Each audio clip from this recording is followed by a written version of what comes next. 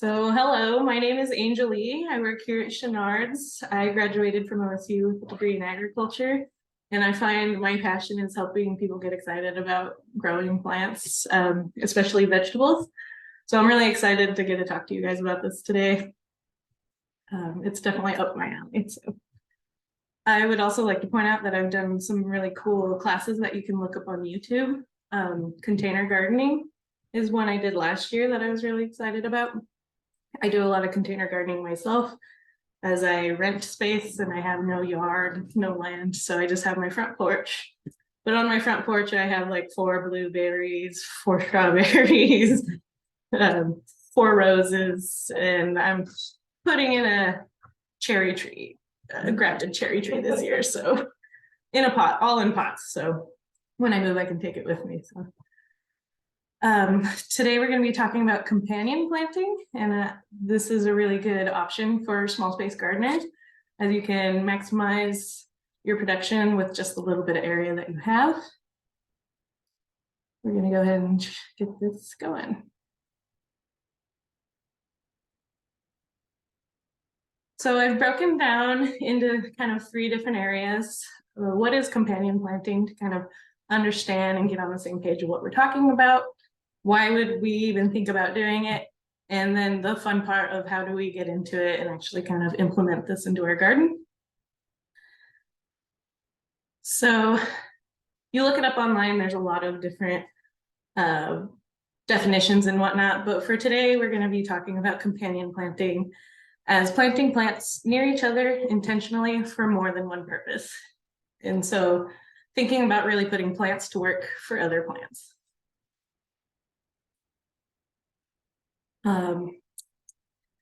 Sorry. I liked this example here. This is our native garden area out behind Shonnard. Oh, thank you. Thank you. Thank you. Appreciate it. This example is from our native garden back behind Shonnard's here. I really liked this example for the reasons on the right here. You can use these plants to provide shade for the water as the water heats up. It provides a better environment for algae, so it helps clean the water of different nutrients in the water as well. Helps create fauna habitat, like birds and amphibians. We see lots of frogs around here. And we see support with native animals and insects by using native plants. And overall, it's aesthetically pleasing with its many textures, colors, and layers. So every plant here is put in there for more than one reason, intentionally.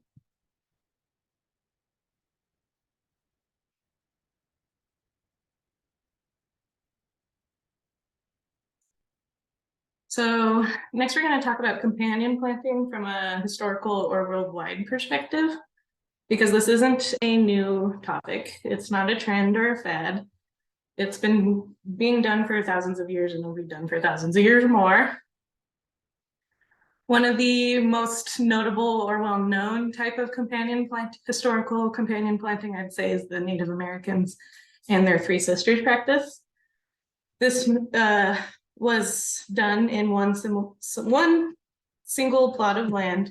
They would plant the corn that would provide structure and trellising for the beans that would then grow below it and fix nitrogen into the soil to feed the heavy feeding corn and squash. But also the squash really spreads out and creates shade on the ground, which prevents evaporation of water, which helps really conserve the water, while the shading reduces weeds as well.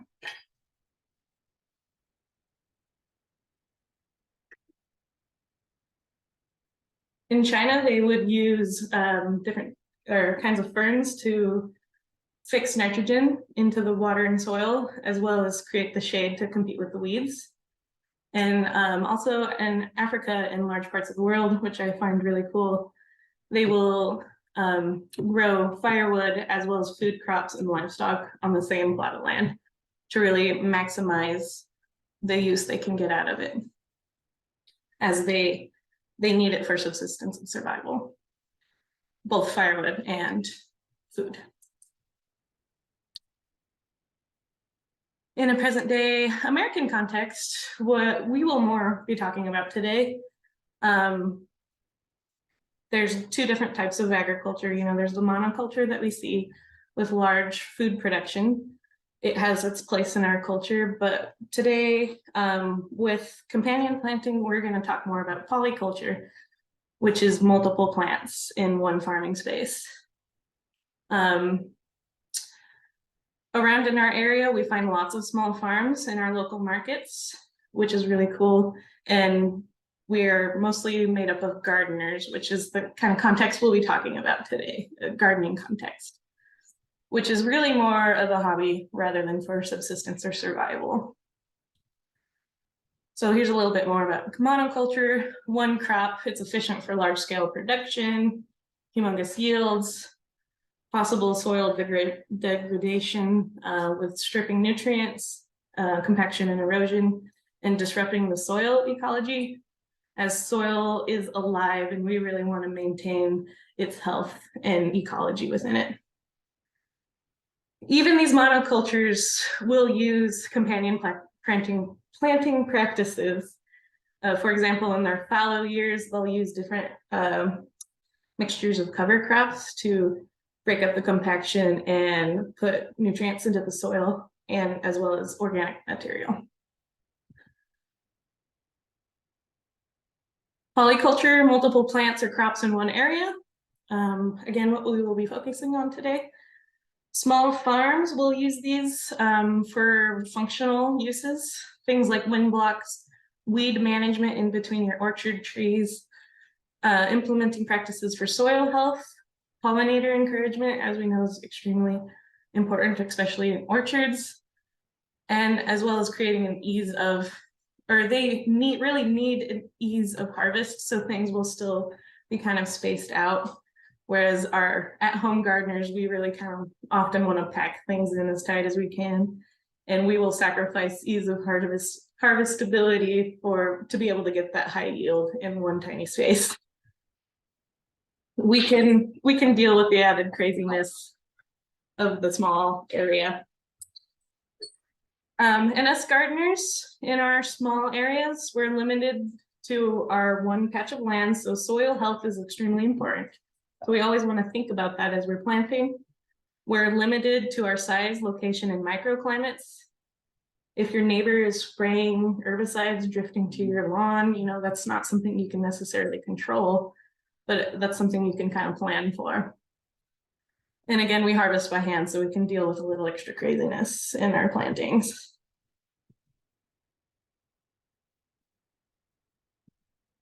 So why companion plant? There's so many different reasons. Plants can provide a number of benefits to each other in many different ways, chemically, visually, and physically. Think about your goals, and you can use plants to help you get there. Here's some examples I provided in here. What gets me excited is that you can use any type of plant really for companion planting. You're limited to your imagination as well as the needs of the plants. As long as their individual needs are met, you can pretty much use anything: trees, shrubs, perennials, annuals, fruits, natives. Just keep in mind of your goals when you're picking your plants, as some can be more than just pretty or edible.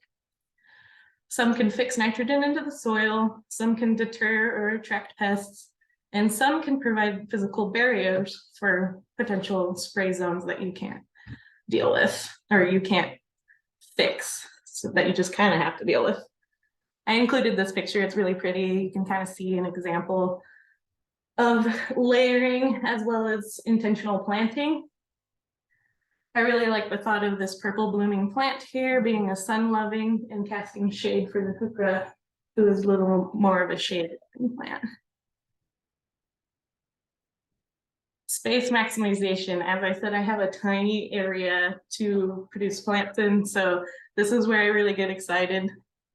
Many of us are working in small areas or small plots of land, so utilizing space becomes necessary.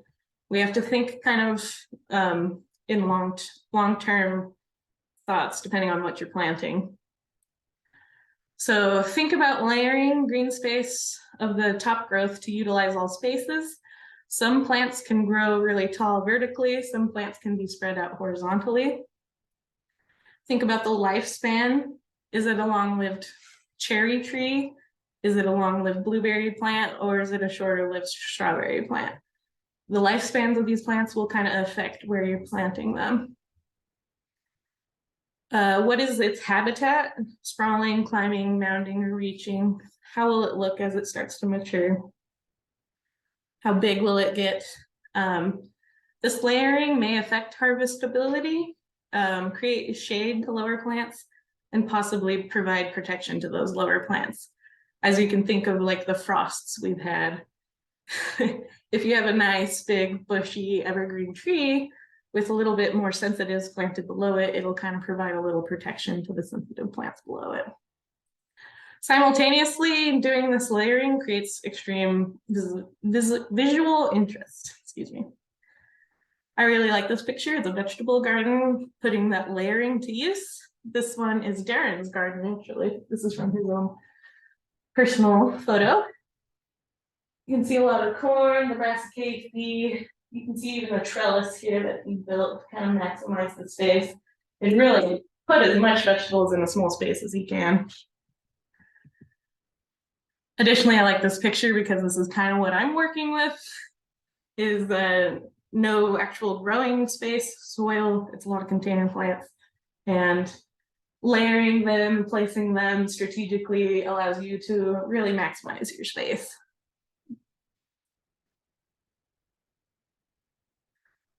Okay, another really cool fact is the physical manipulation of the environment. Like I said, a large tree might provide protection to sensitive plants below it. With a small location, you get what you get. Again, your neighbor's blowing pesticides in, you can't really control what he's doing.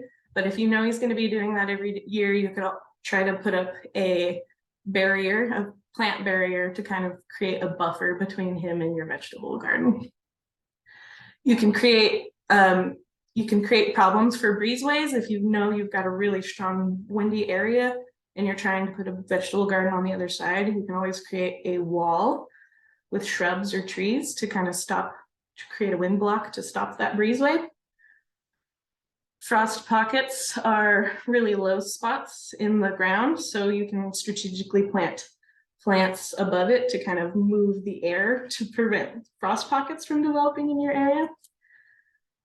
Low spots of saturation, surrounding vegetation, weed potential, neighbors' practices, lack of pollinators. These are all issues that you can solve with plants by creating wind blocks, preventing frost pockets, creating barriers near deer trails, intentionally creating shade areas, spray buffers, or pollinator areas. Really, your imagination is the limit, your limit, and plants can really help you reach your goals. I included this picture. It again is our native area back behind Shonnard's. This area really struggles with hot sun in the summer. So they planted this nice big madrone tree, which is an evergreen, to provide shade to the area intentionally. Another really great thing about companion planting is to increase your soil health. Crop rotation, and diversity of plants is key, as all plants take out different sets of nutrients from the soil at different levels and depths based on their root zones. So companion planting can help nutrient balancing, nitrogen fixing, and including organic matter into your soil. If you know you have a particularly hungry plant like a corn, squash, or a watermelon, you can think to plant nitrogen fixing plants there before you plant your hungry plant there. So including the thought of crop rotation into your brain as you go to plan your vegetable garden every year is what I'm getting at. We'll talk a little bit more about plant families, which is what you need to know for crop rotation. You kind of want to just switch out families every year in your area. So if you're doing brassicaceae, which is your kale, I mean, maybe not kale, I think it was a little different. But your broccoli and your cauliflowers, you're gonna not want to plant broccoli and cauliflower there every year. You might want to think about switching to a nightshade, which is eggplants, potatoes, or tomatoes. Again, we'll talk a little bit about it too. Different root zones will maximize the soil use and efficiency. So root zones of strawberries only reach about 3 inches below the soil, whereas some plants have, especially perennials or natives, are going to have a bigger taproot that will access further down into the soil. Mixtures of different plants with different root zones can exist in the same place. So if you're trying to plant plants with similar root structures next to each other, they might end up starting to compete. So thinking about root zone depth is a good idea when you're trying to really smush plants together.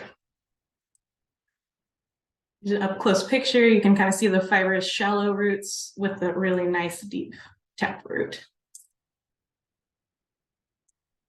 It can help provide pest control, because some plants have a natural defense system, and you can use these defense systems to your advantage, as insects and animals tend to avoid plants with a strong scent. You were talking about this a little bit before. They tend to not like woody, thorny plants naturally, the deer that is. And some plants excrete toxic wax or toxins, making them quite intolerable to your mouth or stomach. To their mouth or stomach. We're not out here munching on plants. Well, the wrong ones anyway. Some plants are more favorable for animals and pests. These could potentially be used as sacrifices outside of your beloved garden to create an alternative for pests and deer to go to rather than your vegetable garden.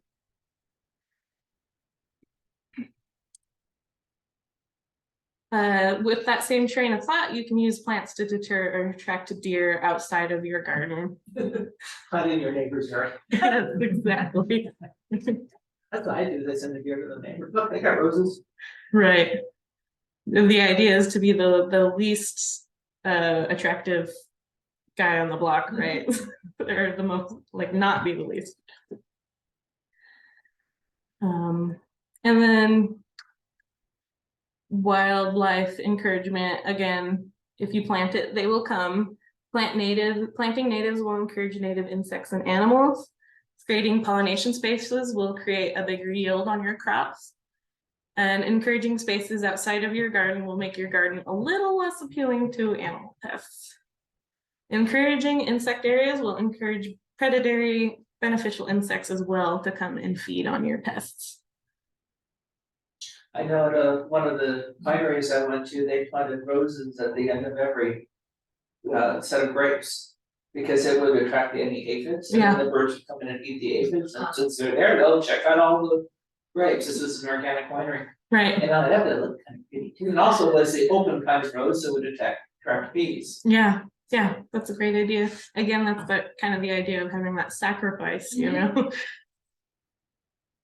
I love this little picture of so many different flowers. This is our native garden again. And finally, creativity. Your imagination is your limit. Let your creative flag fly. Create different layers with different textures, colors, smells, and blooms. You can get creative with trellising, using fence lines, patios. Think about your goal and what is the coolest way to get there. Again, I just have my tiny little patio. Every couple weeks I go out there, rearrange things. If this needs a little more sunshine, I'll put this over there. Try to make it as cute as possible. And it becomes really rewarding. I live near OSU, so it becomes really rewarding when I see people walking by, take a little picture of my garden because they think it's so cute. If you want any more, it's room. I got a half acre. You can come and play. I might take you up on that. With a waterfall. Ooh. So now we're getting into the fun part, how to companion plant. Again, goals will impact all of your choices. Are you trying to maximize your space, which is what I try to do? Are you trying to address your soil needs? Are you trying to build up the health in your vegetable garden? Are you having problems with pests year to year? Are you having problem with your neighbor spraying his pests or his herbicides near you? Are you just wanting it to be as pretty as possible? Or do you have something else in mind? Just keep that in mind as you move forward and think about how these plants can help you, because everything should be intentional and specific.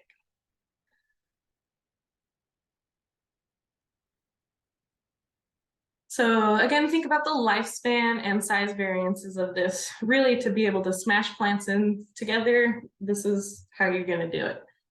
Vegetables tend to be short-lived. They tend to stay a little small and don't like to tolerate being shaded out. However, they will tend to grow a little larger than maybe some flowers, say marigolds you might plant around them. They might end up shading plants out as they get really large. This is totally fine. You're gonna cut it, eat it, and they'll die back anyway. Root zones on vegetables tend to be a little smaller, so you can really push them in together and with your different herbs and vegetables. Herbs, vegetables, and flowers. Berries are long-term plants that need lots of space and lots of sun during the growing season. They can create shade areas for underneath foliage. However, they don't like a lot of root space competition, so they tend to be a little trickier. I'm fortunate in that mine are in containers, so I can put some plants right under them to take advantage of the shade they create. Trees are very long-term, create shade due to their large size. Their deep root zone depth allows use for shallower root zones below them. Vines can be trellised up and above other plants to reach for new light opportunities, which is really cool.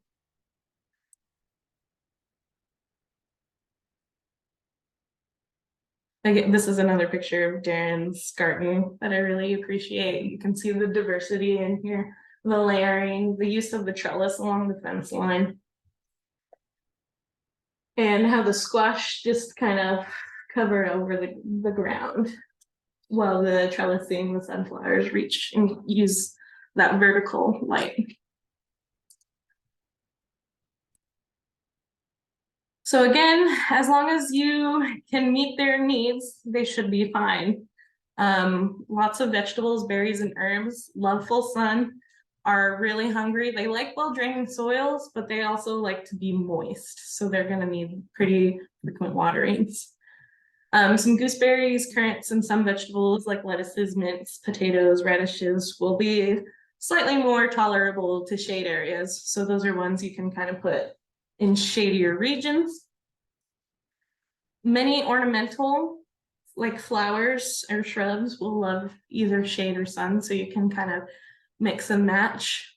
You can find ones that are drought tolerant that you might want to plant with your more drought tolerant vegetables, like your perennial vegetables like artichoke and asparagus, or your moisture loving that you can plant near things like your blueberry, who wants to be watered pretty frequently. Some will or won't want fertilization. That's something to keep in mind. A lot of succulents, if you're going to go that way, don't necessarily want fertilization. A lot of flowers will really want fertilization, so they'll do fine around your vegetables.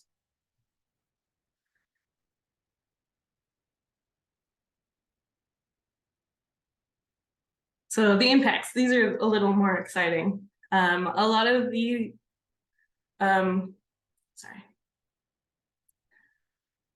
So when you're companion planting, the goal is to create as many positive interactions between plants as possible and reduce that competition that they tend to go through with different root zones, competing for light, competing for nutrients. But some plants can be enhancers for the flavor, the taste, the soil. Some can be deterrents to pests or diseases, and some can be hosts for pollinators, and some can take all three off the board and do it all.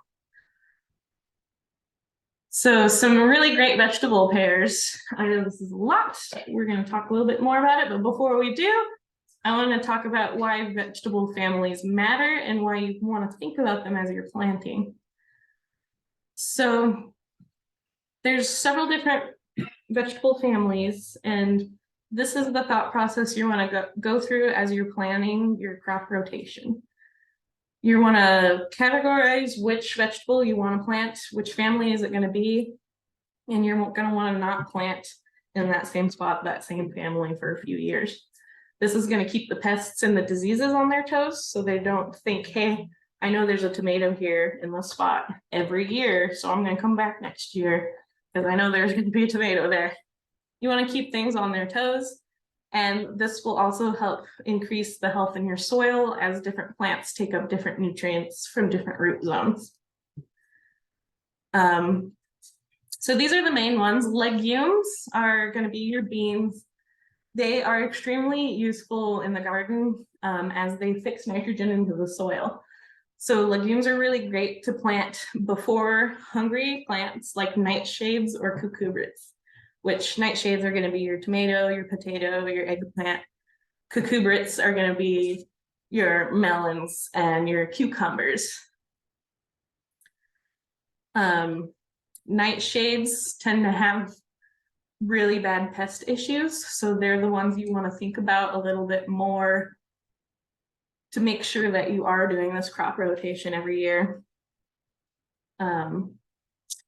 Allium and nightshade, they can tend to share a lot of pests and diseases between those two families. So you kind of want to keep them apart from each other as well. Mix in some lettuces or some legumes in between the two, as they are both heavy feeders as well. They like a lot of nitrogen. Brassicaceae are really cool in the garden as well. They've got kind of a smell to them. I don't know if you've noticed. They kind of smell a little bit. Brassicaceae and mustards are kind of both in the same boat. They do a little bit of prevention or deterrence of pests because they've got a strong smell to them.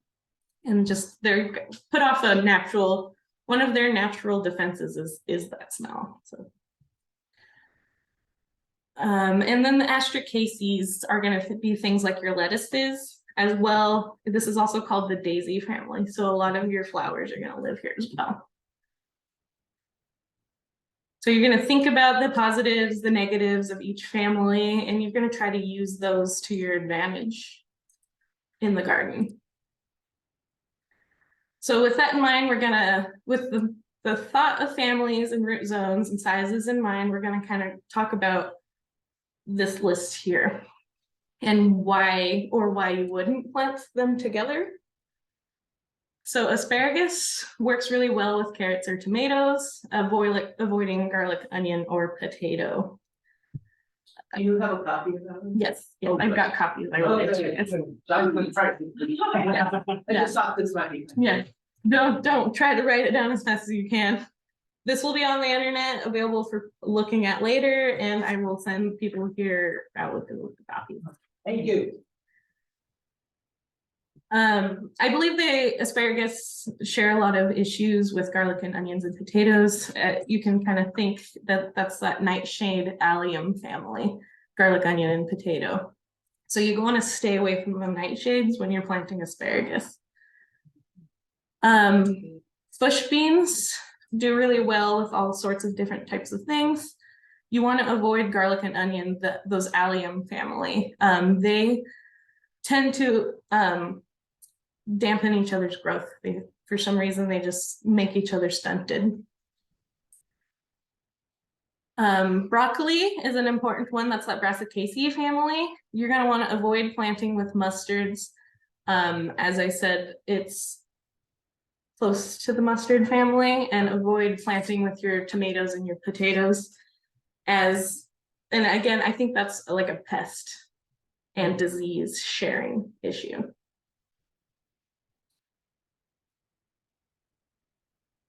Carrots work really well with celery and potato.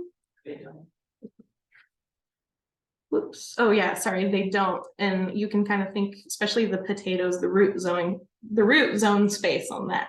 Carrots and potatoes are going to be competing actively for root zone space. Corn doesn't do well with tomatoes or potatoes. Peppers, again, that's that nightshade family, and that has to do with that heavy feeding issue. They're going to be competing for nitrogen as well as pest issues. Cucumber does great with most things. Avoid planting with potato. I think that's mostly because it's going to inhibit the growth of the potato. It's just going to take it over.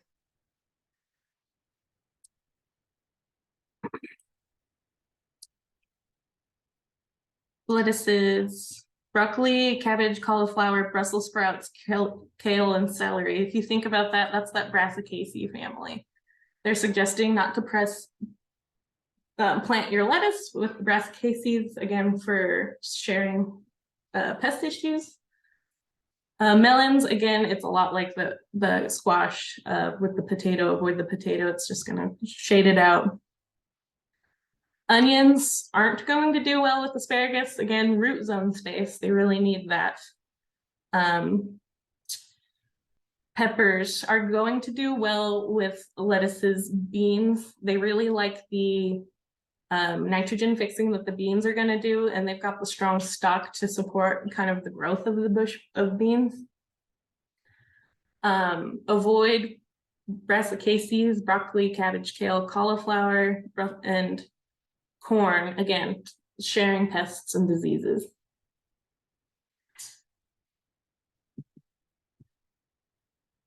Knowing a little bit more about the families and how they kind of interact together really helps you make informed decisions. Enhancers. So now we talked about like kind of the negatives to avoid. These are the good ones to put in your garden. I really like this picture right here. This is from here at Shonnard's last year. I wish I had a before picture because it did not look that amazing. You can see here, I've got marigolds at the edges, and I've got, you can barely see it, but in the middle, I've got red, there's a little bit of red flowers of salvia hidden underneath the leaves of my squash and my cucumber. And I planted my squash and my cucumber on extreme sides of the bed. And if you would have saw them when I put them in, you would have maybe laughed and said, this will never fill out that bed. But it filled it out really, really well. We ended up getting a lot of melons, and the added salvia in the middle helped bring in pollinators, because squash kind of struggles with pollinators. So having the flowers actively in and underneath the leaves, I think really supported the pollination.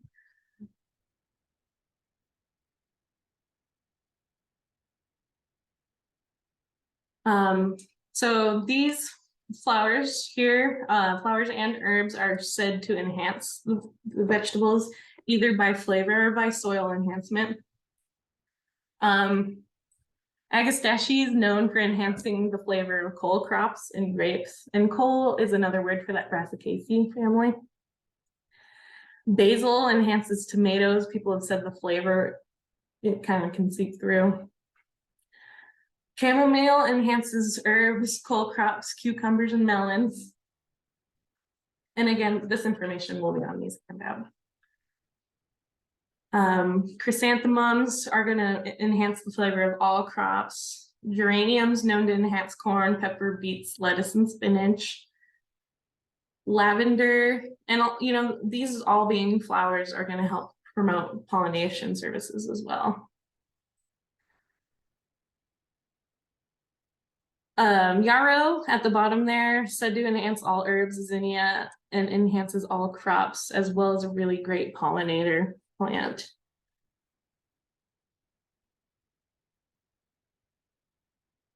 You might see things on here you never thought might be useful in the garden, things like petunia. But there is thought that it is said to enhance flavor of asparagus, cucumber, melon, and squashes. And I believe they've got kind of a nice dainty root zone as well. So they're not going to do too much competing in the root zone space. Things like rosemary, however, has a very aggressive root zone. So be a little more sparing or thoughtful when you're planting rosemary. On things like rosemary, is it the foliage or the roots? Is it, you could always put a pot of it, like a terracotta pot of rosemary in your, if it's more detracted for pests and such, just having the rosemary in the area. Yeah, I think it does a little of all of the above. But containing it in a container will definitely. I would never put mint into a garden. Yes, yeah. It will take over the. Right. But it's right box. Yeah. The next one we're going to talk about is deterring of pests, which things like rosemary do a really great job. It's that smelling again, the high smell that things like it's going to drive things away like slugs and creates a deterrent. Here marigolds live here. Marigolds is like the #1, I would say, mostly companion planted flower in the garden. It's got a high smell that really distracts slugs, snails, and deters leaf hoppers, nematodes, and diseases. I've seen it happen. I don't know if you guys have any experience with marigolds in the garden, but I would say that's the #1 we sell here to be companion with vegetables.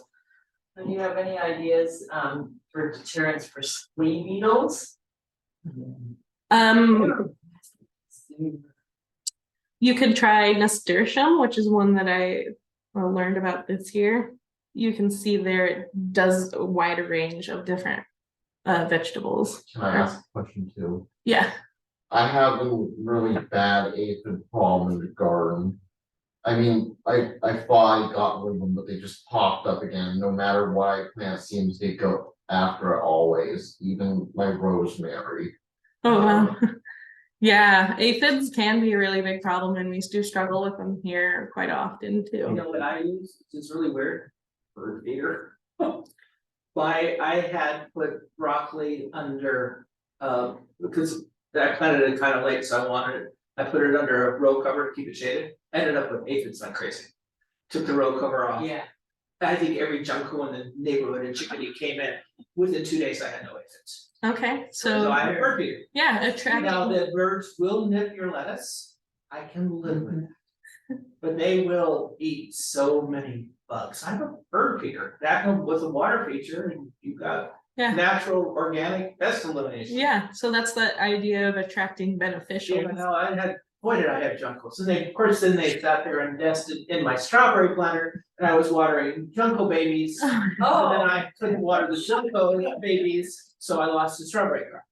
Oh, But I had some really wet babies. And I lived next to a forest, and they're going, why don't you, trees, the birds going, look, we're gonna invest in your strawberries. So, but no, that just was utterly amazing to me, that when I took that row cover off, I had within 2 days, no aphids left. That's a I great had idea. juncos, Yeah. So you can attract predatory critters. critters like birds, or creating a pollinator garden will encourage things like ladybugs, which will feed on aphids Praying mantis. praying mantises, other Buy things like the that.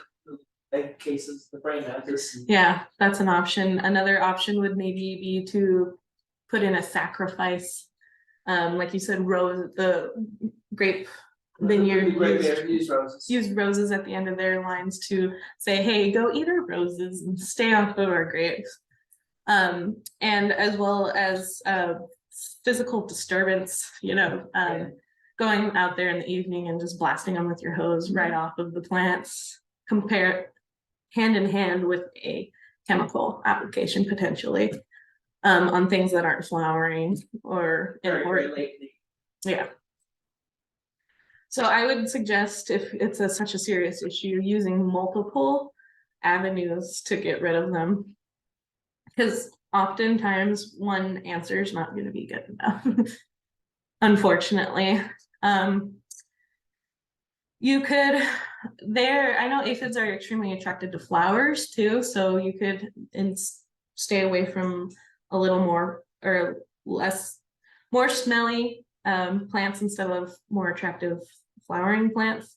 Or if you see your rosemary or lavender flowering too, you could always just cut the flower off to discourage them from eating them, because they love the sap that plants ooze from the blossoms of flowering And plants. control the ants. Sorry, what? Control ants. Oh yeah, yeah. The ants will almost like herd aphids, because they eat the secretions. So the ants, it's almost like we do cattle, ants do aphids.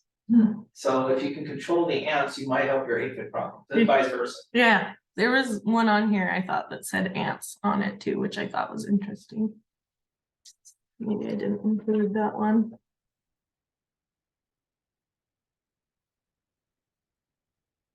But yeah, you've got options. And it's not just gonna be deterring them, you know, it's multiple avenues of applications and intentionally planting. If you planted like lettuce in that bed for several years, maybe I would even take a step back and say, hey, we're not going to do lettuce this year. Maybe we're just going to do something that will deter it or fix some nitrogen in the soil to get you ready for next year. Maybe confuse them, keep them on their toes a little bit. And finally, pollinator plants. These plants will invite not only pollinators, bees, hummingbirds, beetles, but will also invite predatory insects as well to come visit your garden. I really like Agastache for multiple reasons. It was one that was like on every single one of these lists. It's great for enhancing, it's great for distracting, and it's great for pollinators. Dill. Oh, that was one I think that said it's great for ants. Predatory wasps also. Those are killers in the garden. They're great to have. And nasturtium, again, predatory insects they'll invite to your area. Salvias and zinnias are really great. I'd also put in here any flowering plant native to the Pacific Northwest as a pollinator plant. You plant it and they will come.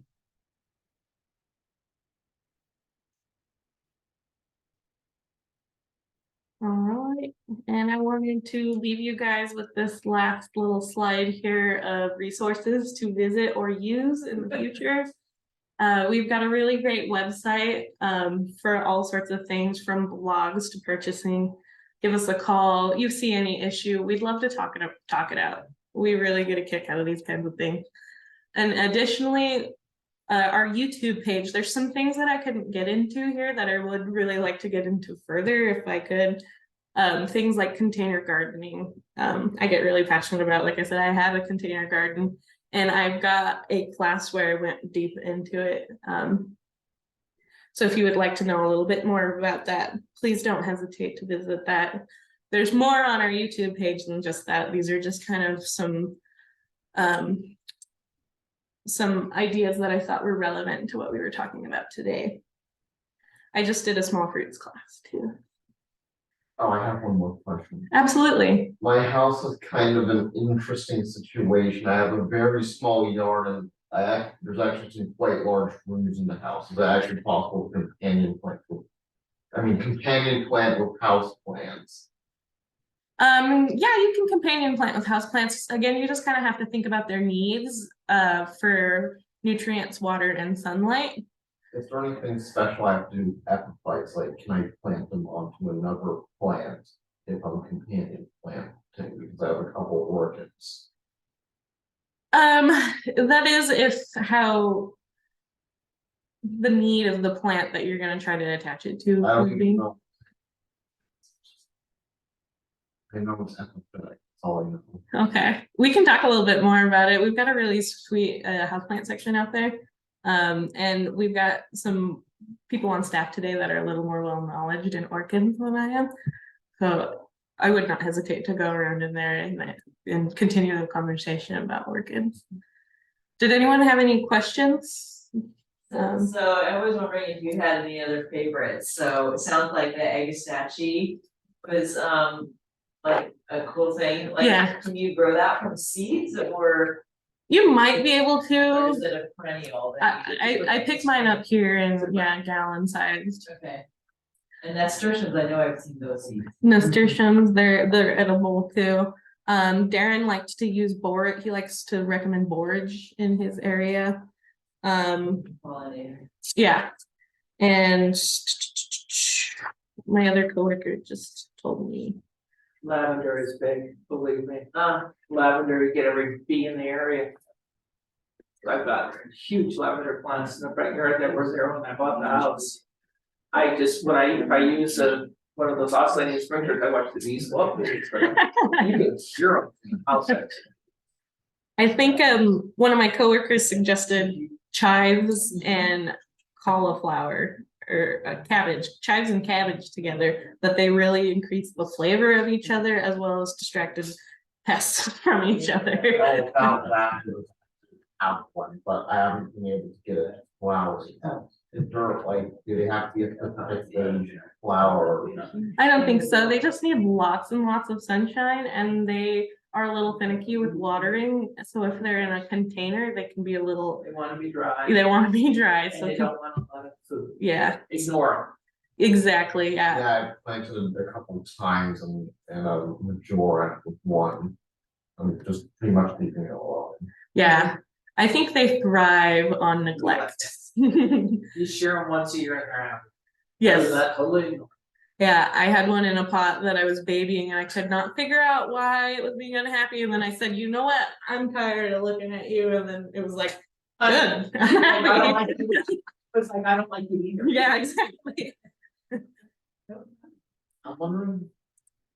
Like cyclamens, because they have very finicky requirements and have one that's dying currently, but. Yeah, they don't like too much, well, they don't like too much water, which is interesting because they bloom at this time of year when we are about as wet can be. And their bulbs, which are really, makes them really quite hardy in like perennial gardens with aggressive root systems.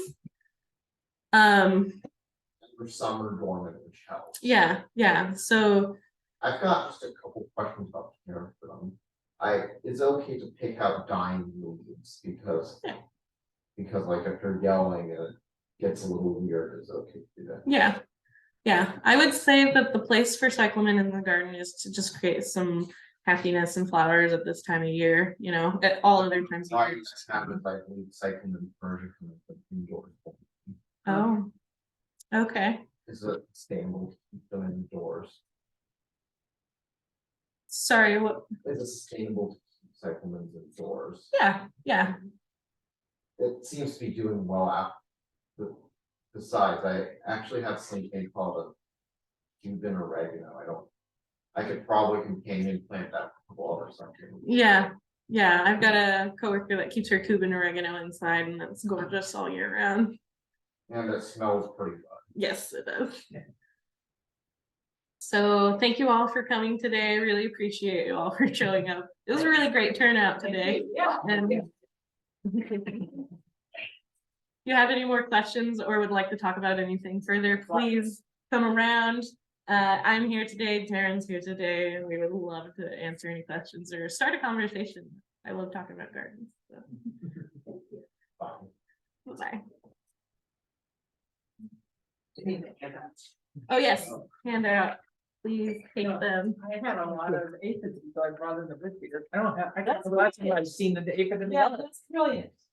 And the front one, they were really mad on the meal. So I actually went to Wildlife Limited and had them design them for the squirrels. Now I watched the squirrel get baffled by the baffle. Are the handouts available to people Thank you online? all online for coming. I appreciate you all. If you have any questions, please let me know. What would I pair with the potato? I get asked here. Potato, you're gonna want to plant things like peas, pole beans, bush beans. You can even go so far as putting in beets, but avoid things like cucumber, melon, squash, carrots, or asparagus.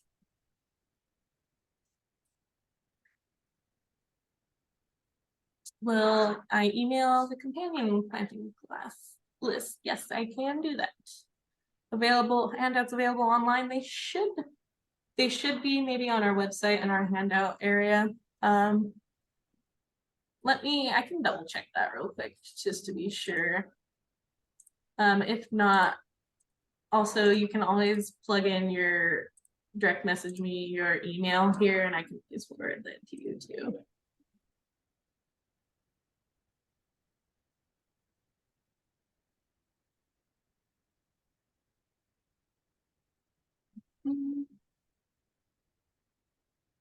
All right, yeah, I see an email there, yeah.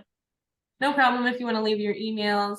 Oh yeah, my email address is angelee@shonnards.com. Angelee.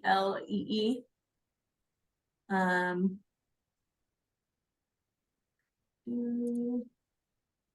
Our website has a lot of our handouts, but I'm not entirely sure that it has this one specifically. But I do know that I have it in my email, so I can forward it for sure.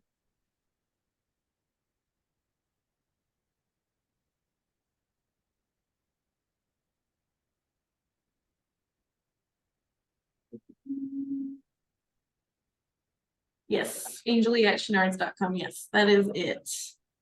I'm not seeing it right off the bat on our website, but that doesn't mean that it's not hidden in there somewhere. But for sure, if you want me to send it to you, please put it in here.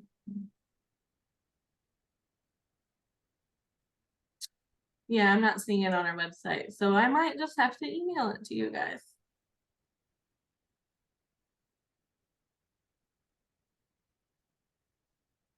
And I would love to. There's a lot of really great information on here. It's 2 separate sheets.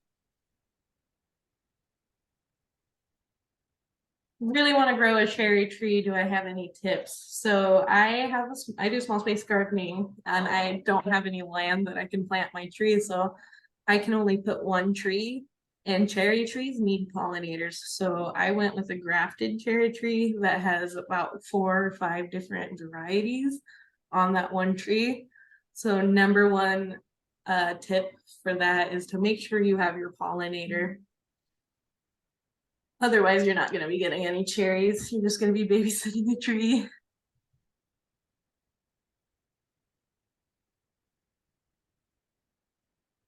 Again, also cherries, they can struggle with disease issues. So spraying preventatively is a great idea, and feeding them because they're going to be hungry from production.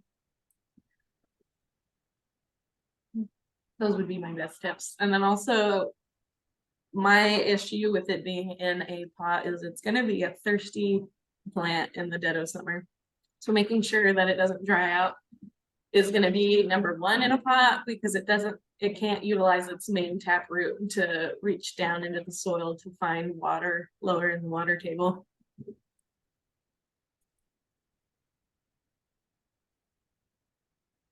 Does anyone else have any questions? You can plop them in the chat bar. I've got some good questions. I appreciate it, guys.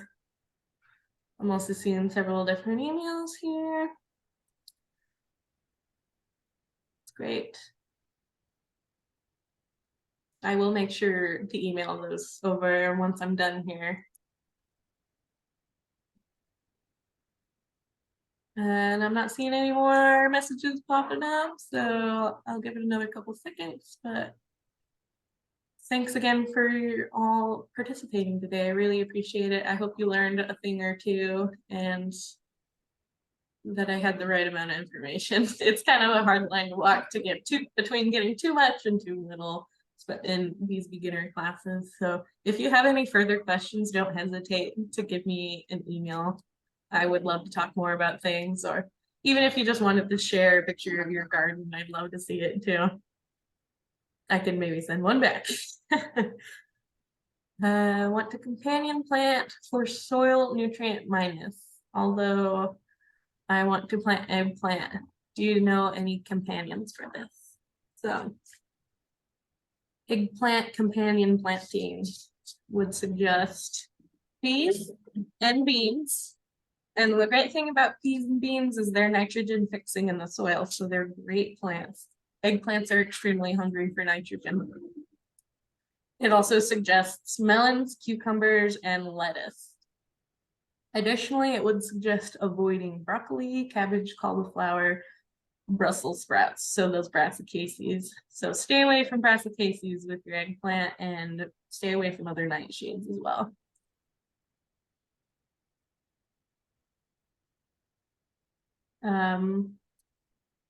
Nutrient mindfulness, number 1 is going to be crop rotation. So just make sure that you're minding your crop rotation. especially when you're planting heavy feeders and nightshades, which are heavy feeders. Great question, though.